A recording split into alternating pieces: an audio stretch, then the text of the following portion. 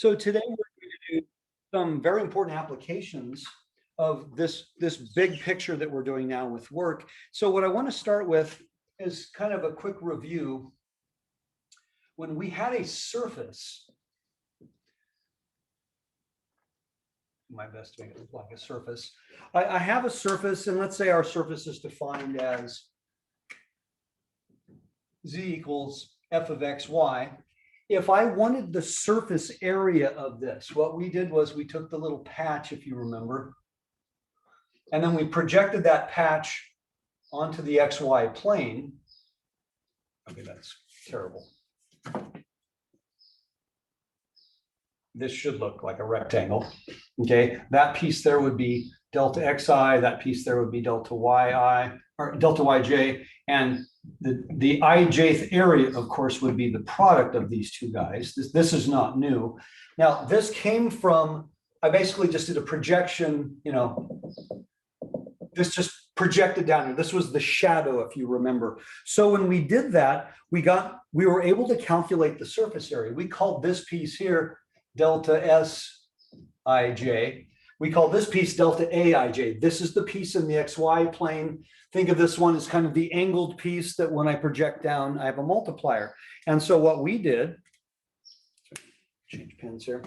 So what we did was we said, well, the area of this surface will be the double integral over the surface, okay, of just simply d, this is big S, not little s. Okay, little s has to do with arc length, big S has to do with surface area. And of course, the surface area parameter, if you remember, we established was this, and then integrated with respect to x and y. Therefore, the area ultimately was the integral in the xy plane. That's the projection down of exactly this.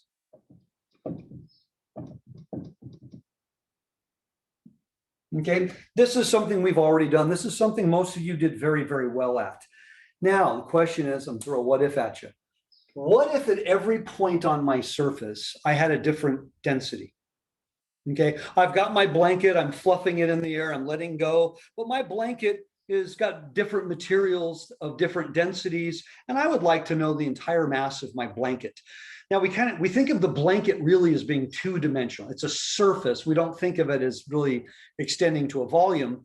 But if every point on this surface had a particular density, and I wanted to know what was the entire mass, well, clearly this is important, but that wouldn't be the whole thing.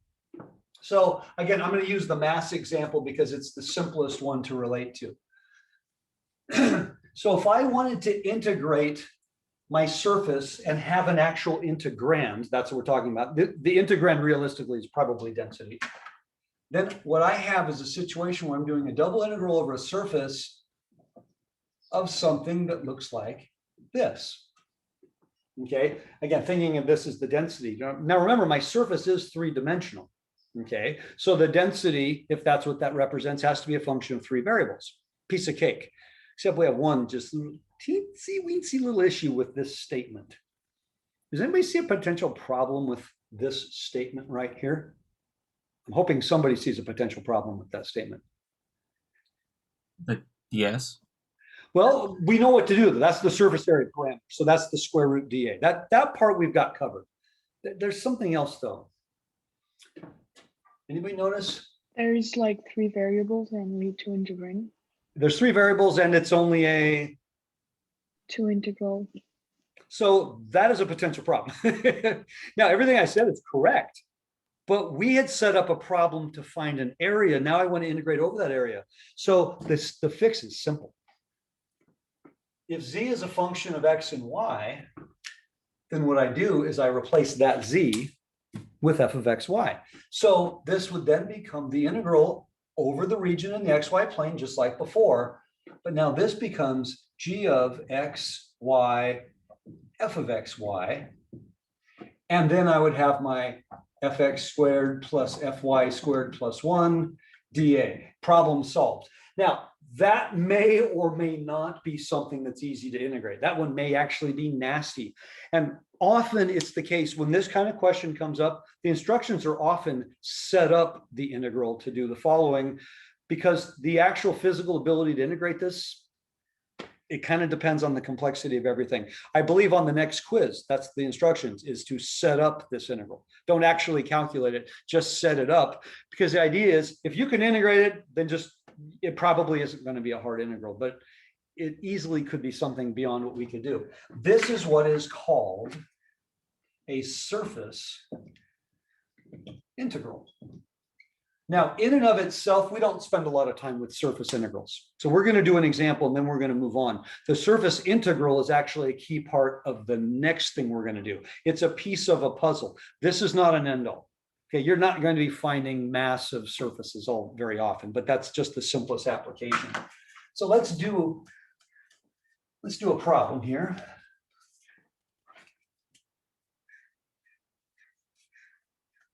Okay, let's see. Let's do, I wrote one down. Hopefully I can read my own writing here. Let's consider the following. We want to do the double integral over S of, let's say, z cubed ds. Okay, so that's my g of x, y, z. All right, and my surface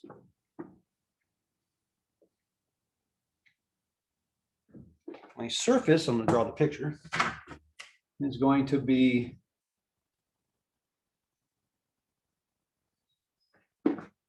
a piece of the circular cone. This is the cone z equals the square root of x squared plus y squared. Z squared equals is both halves. This is just the top half, so z equals the square root. Between, let's say, z equals 2 and z equals 6. So I have a circular cone, it's infinite. I'm cutting it off 2 units high, and then I'm cutting it off 6 units high.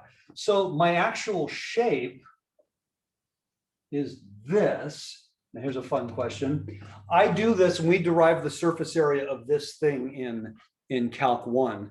Does anybody know what this shape is actually called? The thing I cut off. It actually has a name. It's very obscure and you very likely would have only seen it in that one lecture in Calc 1 when you derived surface area. You know, things were rotated and all that. Does anybody know what that's called? I'm just curious. It's kind of obscure. I call it the thing the elephants put their leg on at the circus, you know, when they're doing this stuff. It's called the frustum of a cone. That's exactly the shape that I'm asking you to integrate over. The thing is, though, if I said, what's the surface area of the frustum, there actually is a formula for that, but you're not finding the surface area.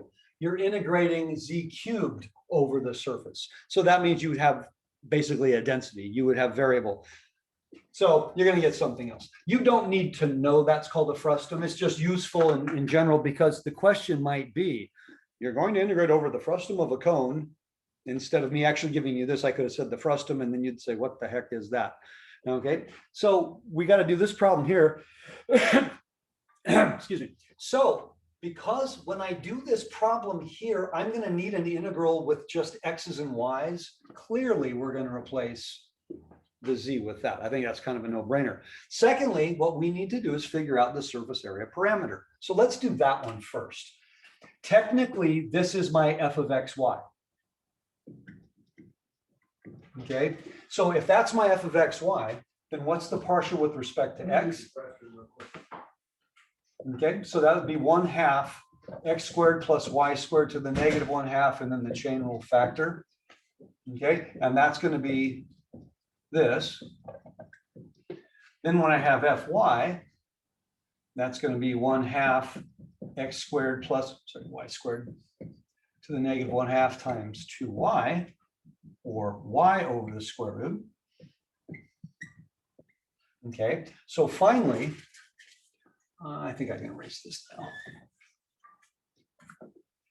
Then my surface area parameter, well, actually, before we do that, let's go ahead and add them up. When I want to do fx squared plus fy squared plus 1, I'm going to get the square of this plus the square of this plus 1. Now you notice if we put this over one denominator, do I have everything right? I think that's what we want. Yeah, if I put all this over one denominator, what will I get? Well, actually, you know what? I don't even need to do that, do I? Actually, this is easier than that. I just noticed. What's this part right here? Let's forget putting it over one denominator. What does that add up to? 1. Yeah, it's 1. So this is just 2. Ooh, I'm liking this one. I picked a good one. So that's 2. Now remember, we're going to take the square root. So now that we've done all of our scratch work, this would be sort of off to the side. I can now say that the ds is simply root 2 dA, because this is the square root of this. Wow, I like this. Okay, so this is now going to become the integral over the region in the xy plane of root 2, we'll put here, root 2 dA. That's this part. What about the z cubed? Well, going back, if z is, let me write it this way, x squared plus y squared to the 1/2, then what's z cubed? That would be x squared plus y squared to the 3/2. The fact that my g, we'll call it g of x, y, z, the fact that that even exists in the double integral is never going to present a problem because your surface is always going to be well defined. There's never going to be any ambiguity over your surface. You're just going to substitute. But it could be that your surface was x as a function of yz. Your surface could be y as a function of xz. And then you'd make that appropriate substitution if it were necessary. So now that I have this, the next thing I need to do is figure out what is my region in the xy plane. Most of you are already thinking, oh, I'm going to go polar here, which is great. But polar to what? So let me go back to my picture again. We had basically, we cut off our cone. So when I project this onto the xy plane, what will it project as? Anybody? When I project that surface onto the xy plane. Well, A washer? I say it again. A washer? Or a Basically shell? a washer. Perfect. That's a great answer. It's funny. I just did the disc washer method today in Calc 1. If I go all the way down, and then I'm standing on the top of the z-axis and I'm looking down, I would only see the big circle. Okay, that's what I would see if this went all the way down. But because it got cut off, I'm also going to see the inner circle. So what I'm actually going to see when I look up is the ring inside the ring, and I want the outer part, right? Because I cut off all this stuff down here. So essentially, my region in the xy plane is 2 concentric circles. That actually is not a bad region. 2 concentric circles of what radius?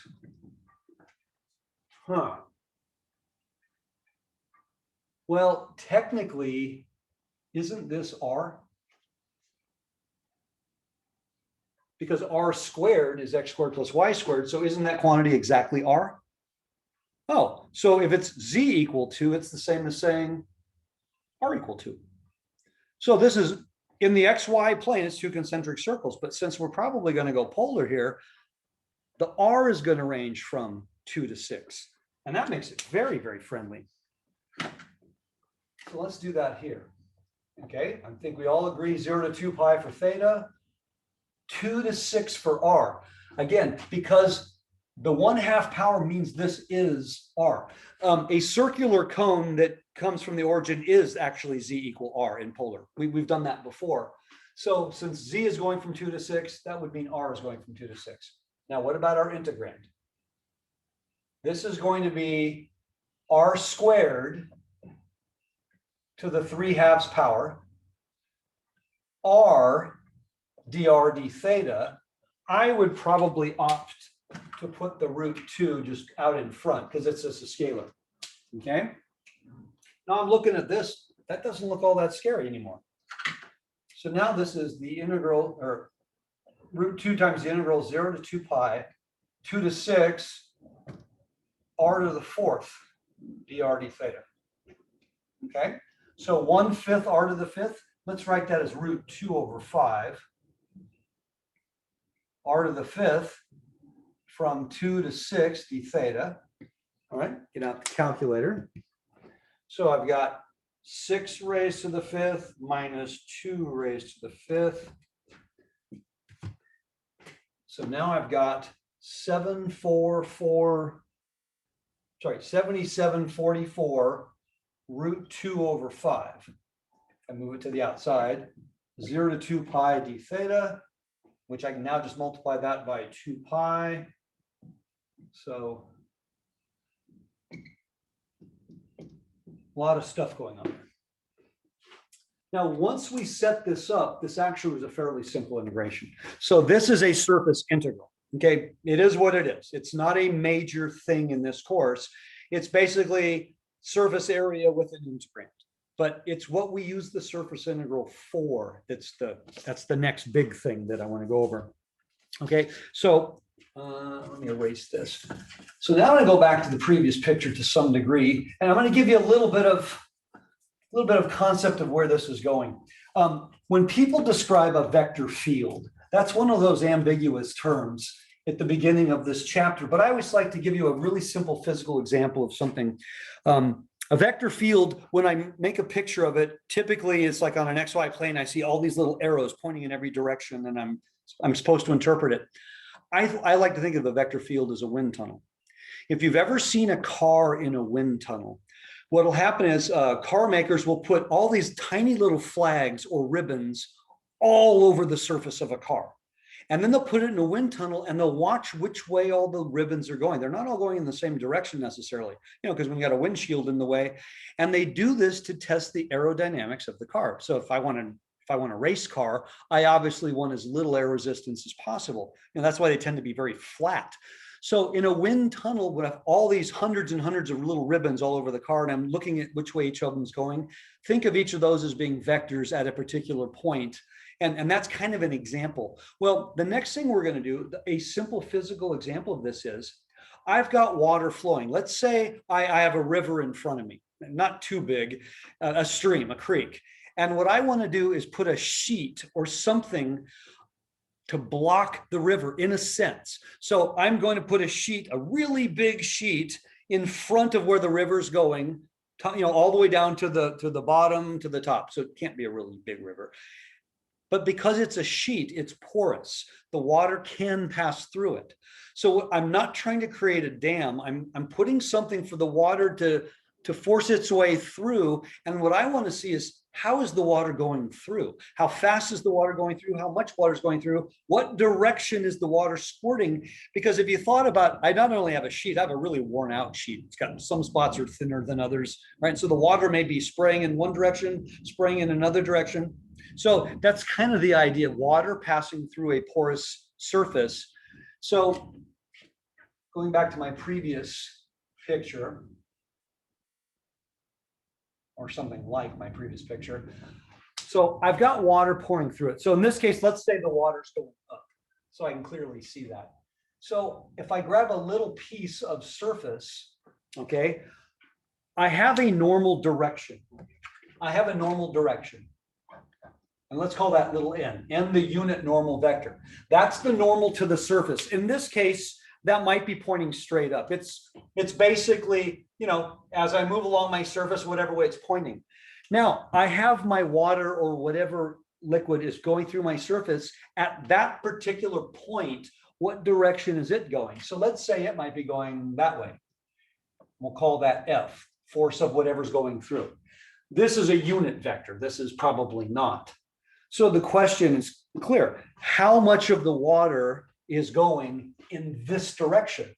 So if I little dot it across there, little right angle, how much of F is in the direction of N? Well, isn't that basically the fundamental definition of dot product? Oh, okay. Yeah, so if F were going at a right angle, right, there'd be 0 of F going in the direction of N. If F was going exactly the same direction as N, then all of F is going in the direction of N. But the amount that I'm interested in is simply F dot N. Okay, that's what I'm interested in. That's a quantity. Now, I have this over the entire surface. I'm talking about every point on the surface. So what I want to do is calculate that over the entire surface. That means there's going to be a ds, obviously. Now, this quantity at every point on the surface, I would then want to integrate. Okay, and so this quantity that I'm integrating, in the surface integral problem, we put a g of x, y, z here. Now I'm putting this dot product here, okay? Different animal, but the same sort of calculus going on here. This integral right here is called the flux. So by the end of today, you probably guessed it. If you have a DeLorean, that's one of the key ingredients. We will be able to create a time machine because we will finally understand the calculation involved in what? Anybody know the key component in the time machine? Flux capacitor. The flux capacitor, which by the way is like the coolest sounding name, but actually has nothing to do with flux or a capacitor from physics. It just sounds so cool that you're gonna, I'm sorry if I'm getting your hopes up because we're going to calculate the flux part. I don't really know how it applies to the capacitor part. I did have physics a long time ago, you know, and I think a capacitor has something to do with current and stuff, but I don't remember. But anyway, that's called the flux. And it's essentially, think of it as kind of like the stuff that's passing through. Okay, this is not a hard calculation, but it's kind of a tricky integral to set up. First of all, capital F is clearly a vector of 3 variables, right? It's m, n, and p, where m, n, and p are all functions of x, y, and z, like we've been doing all along. My normal vector is a direction. Okay, that's great. And my surface, let's call z equals f of x, y, z, just like we did before. And by the way, there's nothing wrong with having my surface be called x equals a function of y, z, or y being a function of x, z. There's nothing wrong with that. When we do these problems, we always orient them the same way, because when you go out in the real world, like I said, there's no x, y, and z axes. You're setting up the problem. So everybody would set it up so it's got this type of orientation. It makes it easier to conceptualize. Most textbooks will actually give 3 formulas to every single problem they address. Most formulas, the surface integrals we just did, most books will give you 3 formulas. Depending, is it vertical? Is it this way? Is it this way? No, no, no, no. We'll set it up this way. Then if it turned out to be something else, we just sub the variables in the right way. Don't learn 3 sets for each problem. So here's the guy that's concerning me. I can replace the z, everything z I can replace with f of x, y. That's not the problem. It's how do I find n? See, how do I find n? N is a vector, but how do I get n if I have a surface? Does anybody know of a vector that points in the same direction as n? You got to go back several weeks. Can you think of a vector that points in the same direction as n? N is a unit vector.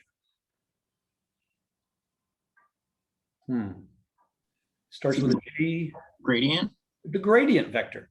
We know that we proved that, by the way, that's how the whole Lagrange multipliers, that's why they worked. We know that the gradient vector points in the same direction as the normal. In fact, an easier way of thinking about it is the normal vector is the unit gradient vector. So if I have a gradient vector and I make it into a unit vector, that becomes the normal vector to that surface. Except the gradient vector would be a 3 variable vector. I only have a function of x and y. So you guys remember the trick? How do I create a 3-dimensional thing? I need a 3-dimensional function, in other words, to take the gradient of. You subtract z to the other side. Yeah. Let g of x, y, z, I mean, this isn't new. We've done this, equal z minus f of x or f of x, y minus z. I'm putting a big or because you're actually going to choose. Oh my God, how would I know which one to choose? Well, actually, this is the easiest part. Which way does your normal vector point? This normal vector is pointing up, which would mean I want the partial with respect to z to be positive. If my normal vector is pointing below the xy plane, then I want the partial with respect to z to be negative. You notice in this case, the partial with respect to z would be 1. Over here, it'd be -1. You make your choice based on your surface. So if my surface, let's say, was the top half of a hemisphere, then all of my gradients are pointing up and out. If I have a paraboloid that's going this way, then all my gradients are pointing downwards. It's actually that simple. So I'll use this one because that's what we're looking at here, but it could also be this one. And again, you do this based simply on what does your surface look like. Okay, so that's an easy thing. So now what we're going to do is the gradient of G would then be negative fx, negative fy, positive 1. And I want to make a unit vector, remember. So the next thing I need is the magnitude of the gradient, which would be the square of this plus the square of this plus 1 under the square root. Gee, that looks really familiar, doesn't it? God, where have we seen this before? Like over here? This is a really good thing, by the way. So finally, my normal vector is the unit vector in the direction of the gradient. Okay? Generally speaking, you're not going to multiply this out. In other words, 1 over this quantity distributed into here is correct. You're not going to do that in general, though. And the reason is what is ds? Which, by the way, this ds is completely unrelated. ds is your surface area parameter. But because ds is fx squared plus fy squared plus 1 dA, if you do the problem right, and you actually do this every time, there's a reason you do certain things, but if you do this right, you should get cancellation. Now, the funny thing is, the creation of this did not look anything like this. The creation of this was something completely different, right? It came from the magnitude of a cross product and all that stuff. And then when I created this, these were negative, but this is on the bottom. If I did it right, these things should cancel when I'm laying it out. That's why I'm saying you don't want to multiply it out because I'll get canceling. So when all is said and done, what will this integral end up looking like? Okay, that's what I want to show you next. I have to create the problem before I can simplify the problem. So the integral will end up looking like the double integral over the region in the xy plane of f dotted with 1 over the length of the gradient vector times the gradient vector. Think of this as a whole thing. And then fx squared, fy squared plus 1 dA. Okay. This has still got 3 variables in it. All these, I still have things with 3 variables. And anytime I have a z in the physical writing it out, I just replace it with that. Now, it turns out flux is the main thing today. That's the big thing. But the calculation of the surface integral is the same mathematics we're going to use to do the flux. And some of the pieces of the flux problem also show up there. So let's do a real simple. I want to keep it simple.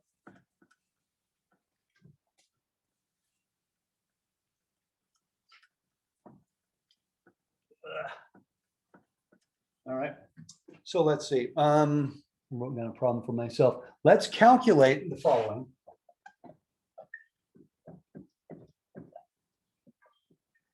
Now, this is flux, but more often than not, you're not going to be using the words flux. Hold on one second here. Give me 1 second. I'm trying to create space here. Oops. Got too many things in the way. There we go. All right. Okay. So let's say that our F is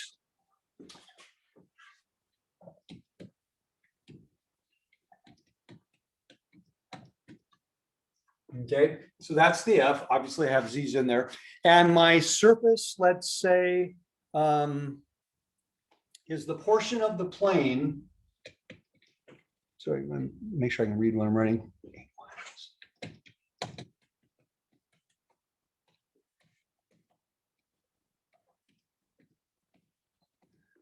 The plane is infinite. I want the first quadrant portion of this plane. I'm sorry, not quadrant, I'm sorry. Octant. Sorry about that. First octant portion. So I keep setting my, sorry, I keep setting my pens down. I can't find them. So what does that look like? What did we just find? Or what are we finding? Well, the easiest way to do this is to find the intercepts. So 6, 0, 0, let's say it's about there. 0, 3, 0, so probably about there. and 0, 0, 24 way up here. This is not exactly the scale. So I've got this thing right here, okay? This triangular thing right there, this finite triangular thing. Remember, the plane goes forever. I want the part in the first octant. That's my surface. So if I'm looking at that, which way are my outward pointing normals? Probably, probably a little bit on the uphill side. And the thing is, if you just look in the corner of your own room and create a plane, then your normal vectors are going to be pointing above the XY plane. Okay, they're going to be pointing not vertical, but just in a positive direction. So one of the things I need to do is I need to create my f of xy. So I'm going to solve for z.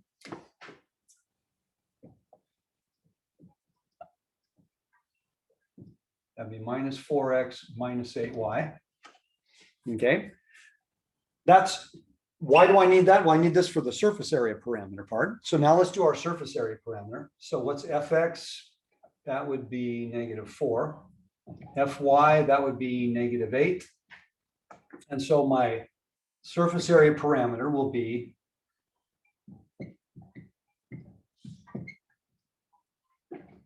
okay, so 16 plus 64, I'm sorry, dA. And this would be 16, 64, 1, that's root 81 dA. Oh, how nice. Okay. This one come out to be a little bit maybe too easy. Okay, so we've got that there. Now, that's this part. Now I need to create a gradient vector. Now, how am I going to do a gradient vector? Well, I don't need to go to here. I just go back to here. Make that whole thing equal to 0. So I'm going to make my gradient vector come from g of x, y, z equals this minus 24. I'll put it underneath so you can see it. There. Now I have a function of 3 variables. The gradient of g would be 4, 8, 1. I'm going to erase this. I don't need this anymore. The length of the gradient of g would be 4 squared plus 8 squared plus 1 squared root, which we know is going to be 9. Okay, so my normal vector is 1/9 that vector right there. It's absolutely correct to distribute the 1/9, but I'm going to cancel with a 9 later if I did all this right. Okay, let me, hold on, where am I going to put this?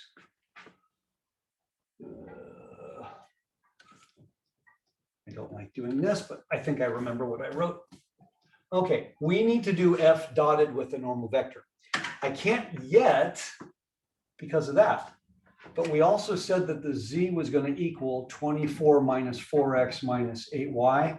So my new force vector is going to be 4y, 6, and then 2 times this.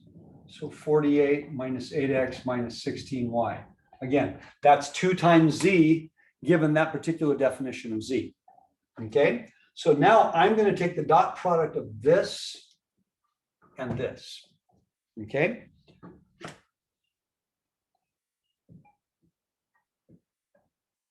And again, leave the 1/9 on the outside. So what do I got? 4 times 4y,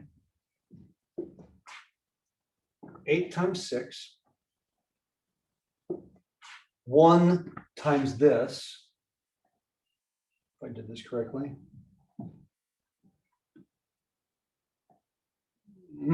There we go. Okay, I think I did that correctly. All right. Now, does anything combine or cancel?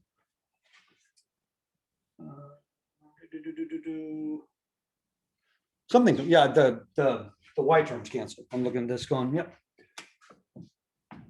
So what does that leave us with? Looks like 96 minus 8x. So this is now 1/9 times 96 minus 8x. What is that? That's this part.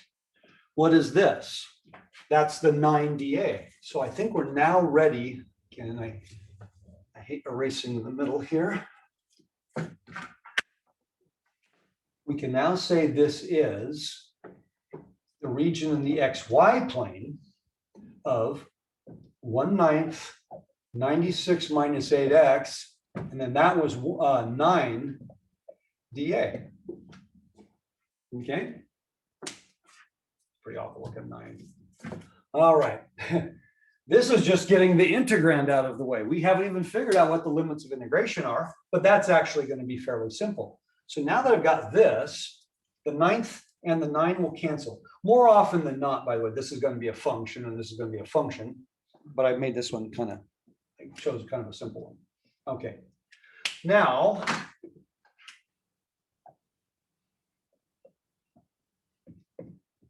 we need to figure out how we want to integrate this. Do we want to go dy dx? Do we want to go dx dy? How do I decide? Well, dy x. Well, how am I going to decide? Remember what it looked like? It was a triangular thing. But now I want to think about what's the projection onto the xy plane, because this is our xy. To project onto the xy plane just means I'm going to have z be 0. So to determine what your limits are, by the way, dy dx and dx dy are both equally correct, but one may present less challenge than the other. Think fractions. So if z is 0, then I just need 4x plus 8y equals 24.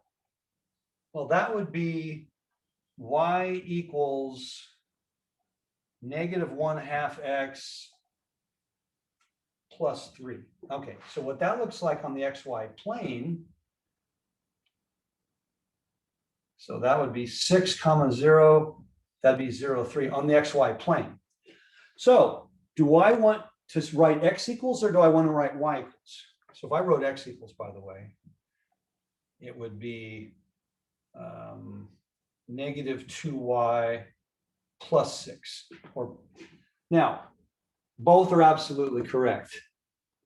For your limits of integration, which would you prefer? Y equals or x equals? What do you think? X equals. Y, WHY. Because it's simpler algebra. There's no fraction. Yeah, if I'm probably gonna have to raise something to a power at some point. We know that.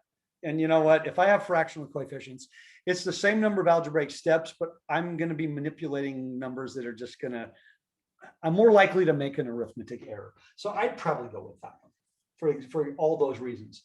Now, here's where I am. So I'm gonna erase this stuff because I don't need it anymore. So we've decided we're going to go dx dy. Okay. And we said, okay, so x is going to go from 0 to line. And if you want, you could actually write it as 6 minus 2y. And then y is going to go from 0 to 3. Now, I could have easily gone the other way. It would not have made any difference whatsoever. Okay, so this will be 0 to 3, 96x minus 4x squared from 0 to 6 minus 2y dy. Okay, so that's going to be 96 times 6 minus 2y minus 4 times the square of 6 minus 2y.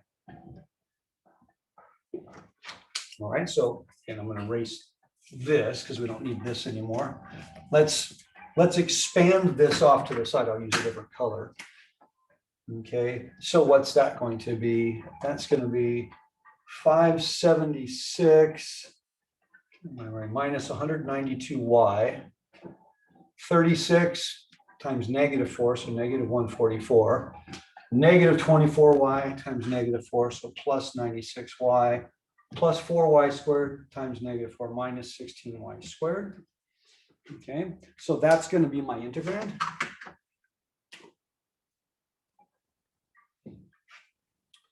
Let's see, that would be 432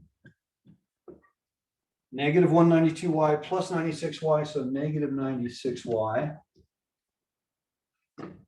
-16y squared. And now finally,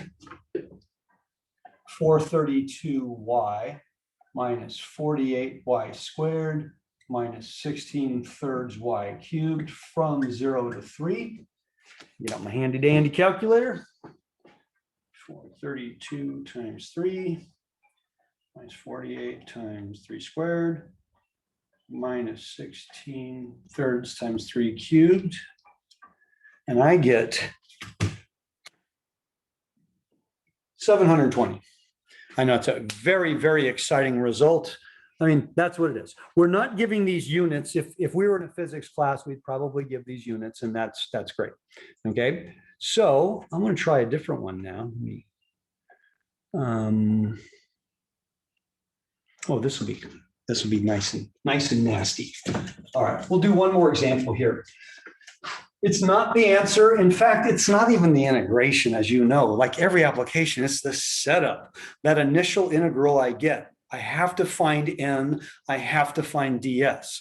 Once I find those, the problem self-navigates. And whether you can answer it or not really depends on the ease of the functions used. You don't have control over that part. So a lot of times, like I said, the instruction is to set up the problem. And often that's the instruction because maybe the integration can't be done. I think on the quiz that I've asked you, I think the first integration, it's possible to do, but it's just absolutely gnarly beyond belief. And I just said, set it up. So the fact that it's gnarly doesn't concern us at all because you're not going to solve it anyway. All right. So we want to evaluate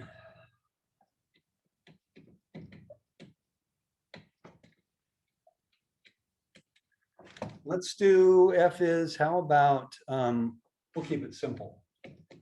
X, Y, Z, and my surface is the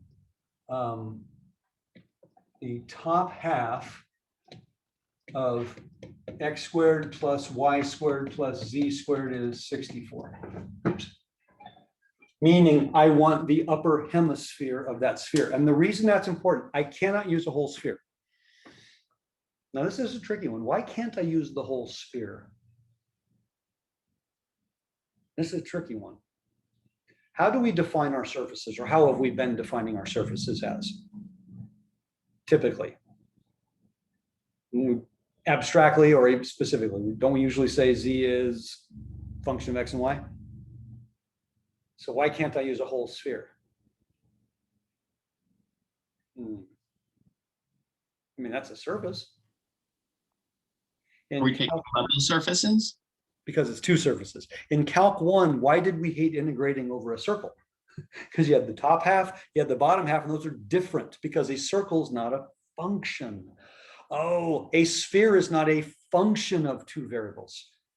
The top half of a sphere is, the bottom half of a sphere is. In fact, I can cut a sphere in half. I can say X equals or Y equals, and I can make it front half, back half, left half, right half. But the entire sphere would be a plus or minus, if you will, just like a circle. We think of as Y equal plus or minus, or X equal plus or minus.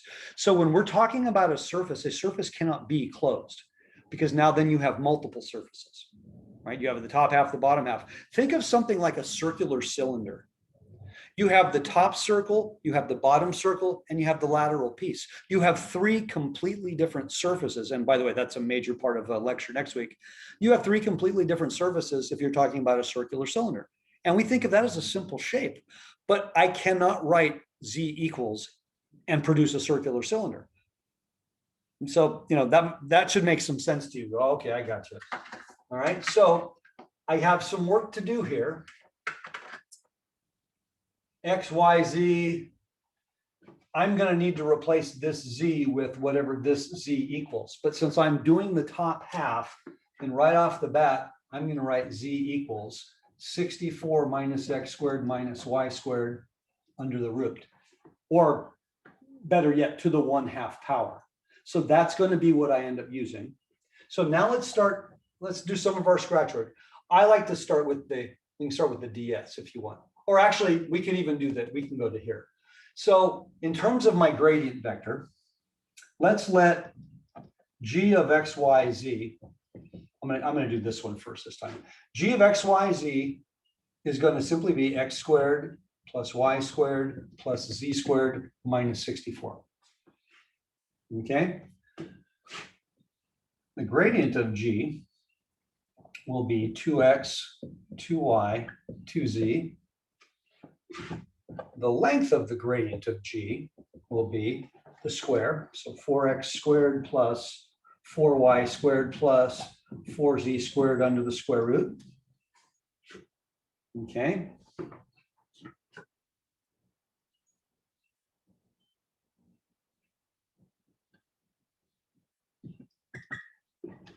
Like the last problem, anybody see anything really cool about right now?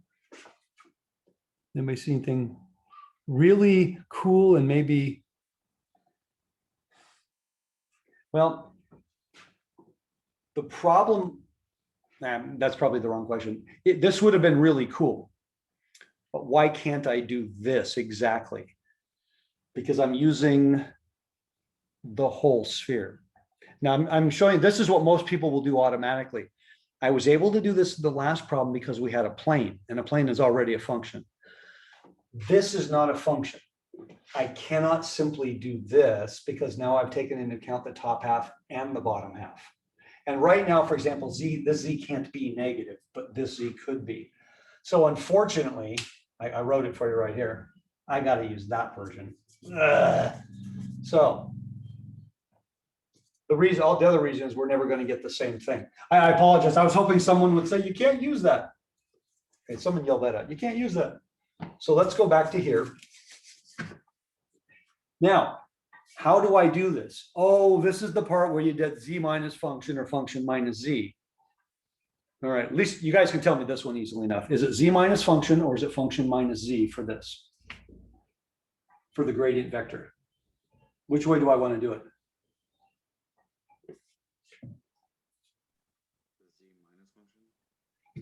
Anyone?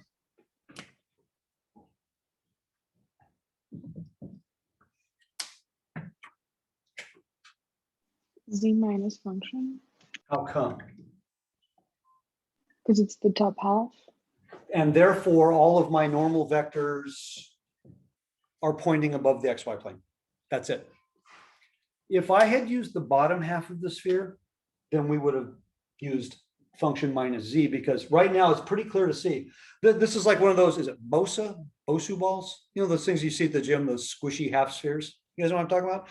So you're sitting on the squishy half sphere to do your ab work or whatever. All your normal vectors are pointing above the floor. Okay. Did somebody say, did you lose the sound? Ian, did you lose the sound? No, Sam was saying his mic isn't working, but I was just letting him know it's just coming off super quiet. You're fine. Okay, okay. Scared me for a minute. You guys do remember what happened last day? Oh, by the way, I did want to thank Sam. Sam told me, you know, I basically kind of followed your advice. I was able to find the lecture. It was actually difficult because the computer turned off, it shut down, and I didn't have a chance to convert, but I was able to find it. And here's the weirdest part about that last lecture. You remember just the battery died and it stopped? When I unplugged it, plugged it back in 2 or 3 times into the same spot, then all of a sudden I get a message saying battery will be fully recharged in an hour. Why it died in the first place still doesn't make any sense to me because it was plugged in the whole time, but then it recharged, and I've done several lectures since. That was the weirdest thing ever. But fortunately for you guys, I had already placed videos, YouTube videos, that would have filled in any of the blanks that you missed, because whatever you missed, I already had pre-recorded anyway. So the lecture was almost like just a second dose. Yeah, so anyway, so you guys are correct. This is going to be a Z minus, and you don't have to draw the picture, but by me drawing the picture just confirmed, okay, I want to do Z minus. Well, why would that matter? It would matter because at the end of the problem, your answer would be the opposite sign. And that could be a big deal if I've got a positive answer when it should be negative, or a negative when it should be positive. I'll get the number right, but I got to get the sign right too. So I'm going to write this as Z minus 64 minus x squared minus y squared to the 1/2 power. Okay. Now when I take my gradient vector, oh yeah, I got to do the partial with respect to x. Oh boy, all that kind of stuff. Well, you guys remember that. So when I do the partial with respect to x, half this to the negative half, and then times the negative 2x, you already know it's going to look like this. We just did one of these. I think you know that. Okay. When I do the partial with respect to y, half this to the negative half times negative 2y, I'm going to get y over 64 minus x squared minus y squared, and then 1. Not because I told you 1, because that's the derivative with respect z with respect to z. Now, finding the length of the gradient, that's going to be a little bit of work. But when it comes to things like this, these work out really nice most of the time. So I'm going to get, I'll do this, it's x squared over 64 minus x squared minus y squared plus y squared over 64 minus x squared minus y squared plus 1, which I'm going to write as 64 minus x squared minus y squared over 64 minus x squared minus y squared. And I'm going to do that because now I have 3 denominators that are the same. And when I add numerators, I get that, which is immensely cool. So what this leaves me with is square root of 64 on top, which is just 8, and the square root on the bottom. Okay, so that's my gradient of g. With that, I can now say, question is, where am I going to write it? I'll put it here. I can now say my normal vector is, okay, the reciprocal of this times this. Now that will distribute very nicely, but I still don't want to do that quite yet. Not yet. I mean, I will do that soon enough. So the reciprocal of this would be the root over 8 times this nasty stuff. I'm gonna write, I'm gonna be really lazy right now. Okay, x over root, y over root 1. Yes, I can distribute and cancel those roots, but I'd still have a root here, so there's really no great advantage to that. Okay, we got the n. Now what about the f? Because we're going to do an f dot n at some point. Well, this z must be replaced with this z. So I'm going to rewrite f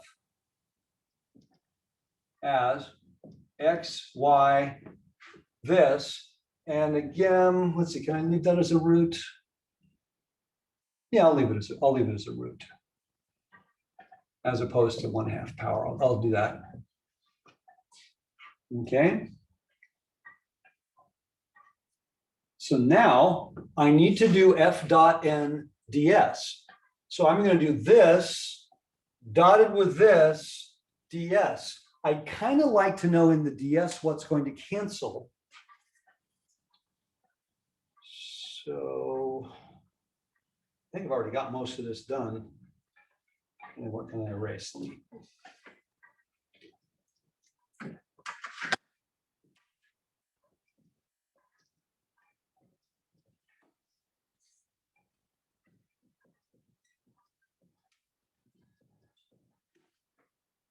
Okay, so we already know that fx is negative x over the root. We know that fy is negative y over the root. This is not new.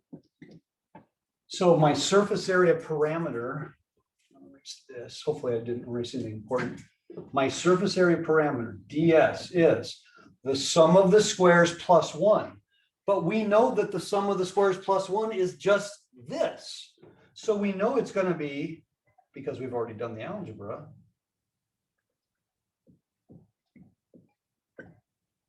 now let me remind you, the square of this is that. The square of this is this, and this is 1. So when I added them all together under my root, so now I've got this. Okay, that's why I'm not distributing, because if I did it right, they should cancel. I can't skip the step because I still need to know what the gradient vector is. There's other places where we use the gradient vector. This isn't the only problem, and it doesn't always cancel in all situations. We're going to do 2 more major concepts after today. So now f dot this, what am I left with? Well, ultimately, let me erase this because we haven't even finished the integrand yet. So now let's do it. I'm gonna write it out right here. F dot n ds. is x times this, that's going to be x squared over the square root. Y with this, that's going to be plus y squared over the square root.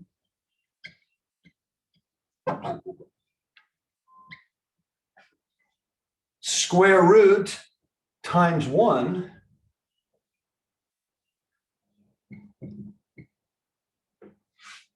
this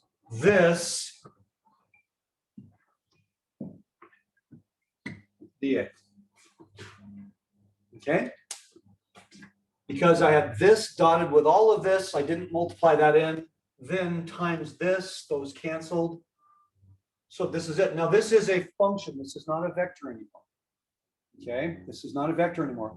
Can I clean this up? Can I make this much prettier than it currently is? Well, yeah. If I multiply top and bottom here by the root, I'm going to get tremendous combining and canceling like we did before. So this quantity right here is 64 minus x squared minus y squared over the square root of 64 minus x squared minus y squared. I absolutely want to do that. Now, when I add these three quantities together, like before, when I add them together, that 64 is no longer under a root, by the way. That's just 64 over the root. Okay, so at this point in my life, I have 64 over the root, and it's kind of looking good. Okay. I think I can probably write it up here now. Oh, I hope I'm not erasing anything important. One of the dilemmas of having a very small board. But here's the nice thing. I can now say region in the XY plane. 64 over the square root of 64 minus x squared minus y squared dA. What is my region in the XY plane? Does anybody remember? Well, I did have the top half of a hemisphere, or I should say the top half of a sphere, the upper hemisphere. So if I want to determine my region, I can erase all this. I don't need this anymore. We've got it all up there. So now going back to what I had originally, okay.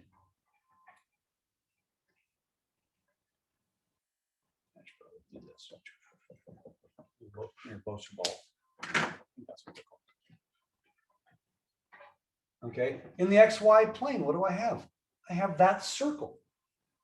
What circle is that? Well, this was the sphere, or the top half of this sphere. So in the XY plane, it's x squared plus y squared equals 64. Everybody got that? So if I'm projecting that hemisphere onto the XY plane, then I got the biggest circle, okay? And it's this one right here. So this is my region in the XY plane. It's the largest circle. Again, so when I'm standing on top of the z-axis and looking down, I see the big circle that stops at the XY plane. So we definitely want to go polar here. I think that's pretty safe. So this would become 0 to 2 pi. And what would my R limits be? Anybody? Yell them out. That's easy. What are the R limits in this case? 0 to 8. 0 to 8. Now my integrand. Isn't that 64 minus that? Can I see that? Is that?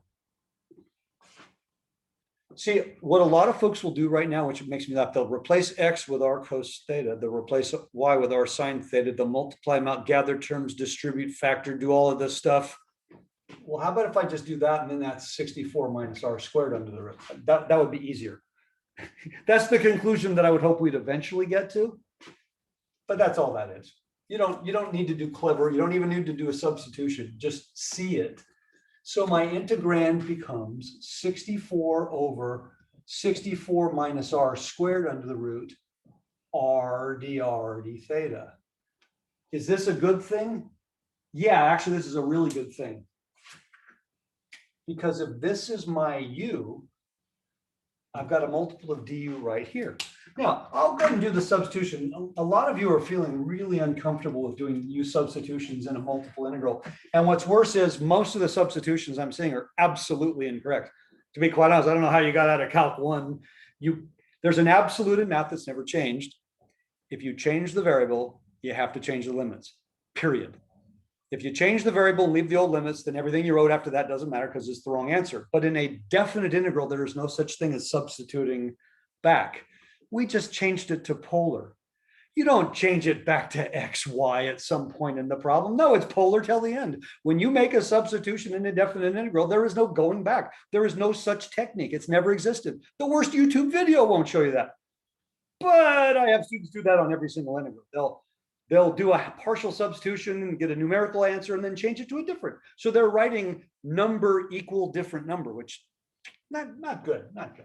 So right now I'm going to, if I said u is, that sounds terrible English, I know u is, but u are, ub, that's what I need.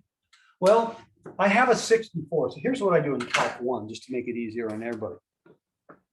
Take that and put it outside. There. I need a -2. I compensate. Quick check, 64 over -2 times -2, that's back to my original 64. So I know I did it correctly. Now I'm going to write this as -32. I'm going to rewrite this as 64 minus r squared to the -1/2 -2r dr d theta. Okay, everything I said is true and correct. I now have the form u to the -1/2 du. But if you want to do the substitution off to the side, if I have this, then I know I'm going to have this. Then I know I'm going to have, whatever, there, 64 minus r squared. It's always legal to do this. I'm doing the general antiderivative, and now I can come back to this. Okay, this is one way. This is the way most people are probably the most comfortable doing it. So I have 2 times 64 minus r squared, evaluated from 0 to 8. So I have not said anything that was incorrect. If you actually want to physically change the variable, that's okay too. But if I physically change the variable, then what else must I do? As the value of r ranges from 0 to 8, the value of u, let's see, when r is 0, u is 64. When r is 8, u is 0.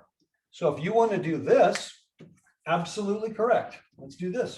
It's generally less work because then I don't have to do all of that.